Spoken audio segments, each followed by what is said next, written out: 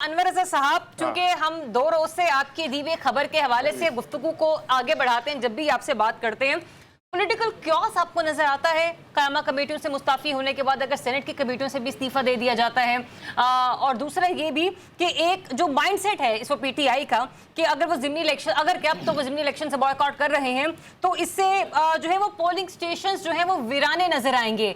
कितना दम लगता है आपको इस स्टेटमेंट में, कितना आपको ये हकीकत नजर आती है? ज़राब, मैं जो अपनी 2 दिन की खबरों के हवाले से गुफ्तगू कर रहा था, आज मैंने जो पॉलिटिकल कमेटी वैसे बड़ी पसंद की गई है आपकी वो वाली खबर बुशरा बीबी की रिहाई वाली सोशल मीडिया पर, जरा जाकर देखेंगे। वही आपसे बात करने जा रहा हूँ। मैंने जब पॉलिटिकल सियासी कमेटी के एक रुकन से और जो वकला की टीम बानी पीटीआई को मिलकर आई है उनसे बात की। एक तो जो इसार राना साहब ने बात की वो बिल्कुल दुरुस्त है।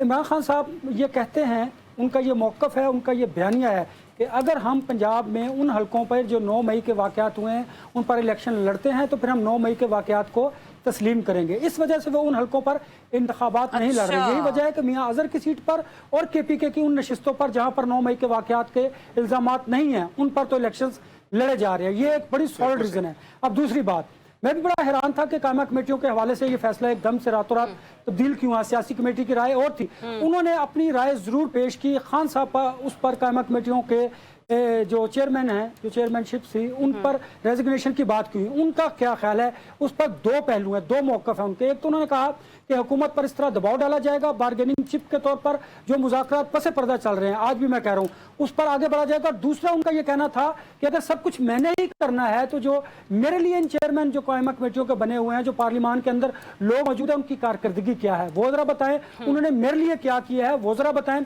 ये सवाल भी उन्होंने उठाया और उन्हें अपने वकला से बड़ी खुलकर बात की और अपनी बहनों से भी बात की। मीडिया से उन्होंने कल कोई बात नहीं की। ये जो बाहर आती है ना चीजें, मीडिया से बात की, कल उन्हें मीडिया से कोई बात नहीं की। ये 2 रीजन थे, 9 मई के वाकयात के हवाले से ज़िमनी इंतखाबात की तरफ ना जाना एक, और दूसरा इंतखाबा जो चेयरमैन कायमा कमेटियों के इस्तीफे हैं। अभी तक ज़राब 2 लोगों ने इस्तीफे जो हैं स्पीकर कौमी असम्बली सेक्रेटेरिएट में जमा करवाए हैं। बाकी जो चीफ व्हिप हैं आमिर डोगर, उसके पास दिए गए हैं। और जुनैद अकबर जो पब्लिक अकाउंट कमेटी के चेयरमैन हैं, उन्होंने कहा है कि मैं आपको अपना रेजिग्नेशन देता हूँ, आप बानी पीटीआई के पास जाइए, उनसे अप्रूव कराइए, उसके बाद फिर ये जो स्पीकर कौमी असम्बली हैं उनके सेक्रेटेरिएट में जमा करवाइएगा। तो ये 2 आरा जो हैं ये पाई जाती हैं, इस पर बातचीत उन्होंने की है। तो अल्टीमेटली होगा क्या अनवर रज़ा कि तमाम की तमाम कायमा कमेटियों से मुस्ताफी हो जाएंगी, या अभी भी जो चाह रहे हैं कि हल्की फुल्की अम्ब्रेला मिल जाए, थोड़ा दबे इधर उधर से गलियों से निकल के भी खान साहब के पास लेके जाएं, मतलब उनको कुछ ना कुछ फैसले अनफोल्ड होने की वो है, रिवर्स होने की? ज़राब, अच्छा आपने याद भी मुझे आ गया।